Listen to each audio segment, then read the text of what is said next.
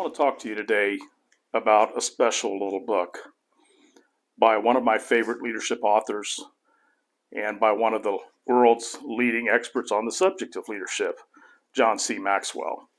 This book is called The Self-Aware Leader, and the subtitle, simply Play to Your Strengths and Unleash Your Team.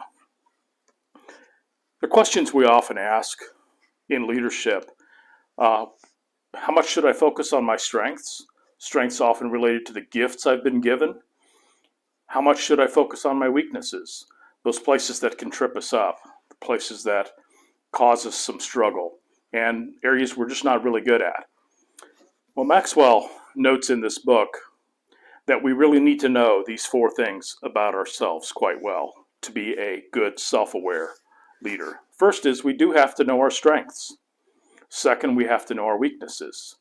Third, and this one is probably often overlooked, we need to know our personal values because the values we hold do deeply shape and guide our decisions, the way we go about our work, and what we bring to leadership.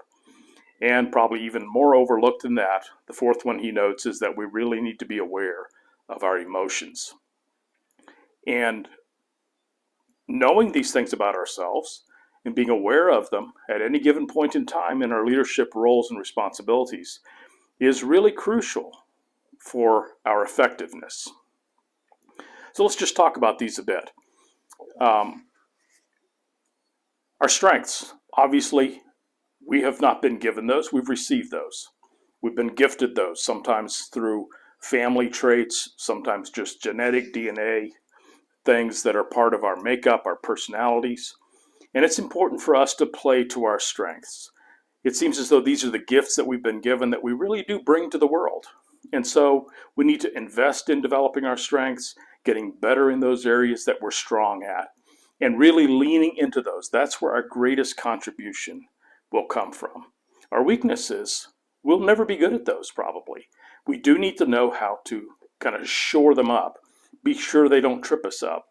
And often as we build leadership teams, we have to hire to complement our weaknesses. Hire people who are really strong where we're weak. Our values, we talk about core values in business and in organizations. It's really important that we pay attention to core values because these are values that will trump decisions, will inform decisions, will be kind of these governing bedrock things that shape our decision-making process. And it's helpful to articulate those and know what the 3 to 5 most important values are that we hold. And then finally, our emotions. Our emotions really shape the conversations we have, our ability to listen, and the kind of impact we have in leadership at any given moment in time. So it's not only important that we know kind of our emotional frame of mind going into critical conversations, but that we actually are conscious of how those emotions will impact the communication, conversation, and decisions that we're making as leaders. This book was published in 2021, and I just want you to listen to a few of the chapters in this small book. Becoming good at leading yourself. One of the reasons we need to be self-aware is because our first stewardship as a leader is to lead ourselves.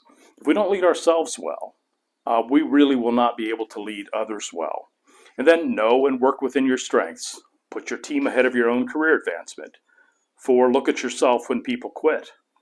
5, listen more than talk. Handle criticism with care. Admit your mistakes and learn from them. Stop micromanaging people and start managing your priorities. Become the best learner in the room. Judge your leadership by the success of your team. Take the longer road that leads to higher leadership. I would just note that this really is one of Maxwell's kind of themes right now here in 2024. And he's just publishing a book which will be coming out in a few months on high road leadership. And he notes that many people today are taking the low road in leadership, a self-absorbed, narcissistic, it's about self-interest rather than the greater good of the communities, teams, organizations, and even countries that they're leading. And then finally, credit others for your success. Let me just read a couple of gems in the book. When you're talking about working with teams, Maxwell notes, people do not care how much you know until they know how much you care. It's a line that I've often quoted from Maxwell and have really found formative in my thinking. Another one, it is impossible to add value to someone we devalue. And again, if you've read much of Maxwell, you know that bringing value to the world, adding value to other people, is just one of his themes. And he notes here specifically that if you're going to be an effective leader, you actually have to value people. And when you actually devalue someone, it becomes impossible to add value to that person. Another one, and this one is provocative, the greatest obstacle to discovery isn't ignorance or lack of intelligence. It's the illusion of knowledge. So often when we know things, we think we have grasped something. We fail to be curious, to really ask good questions, to engage in healthy conversations of discovery. And the biggest obstacle is our own pride, our own arrogance, our own kind of thinking that we know. So I would really recommend this little book to you, The Self-Aware Leader by John Maxwell. Again, published by HarperCollins in their leadership series. And it truly is a great resource, not a heavy read. Pick it up, spend a week reading a chapter a day, and it will greatly influence your leadership as you apply it to your own life and leadership practices. Coming to you today from the dock, and I'm happy to serve as you live, as you continue your journey learning, and as you provide leadership for those areas of responsibility that you currently hold. Good day.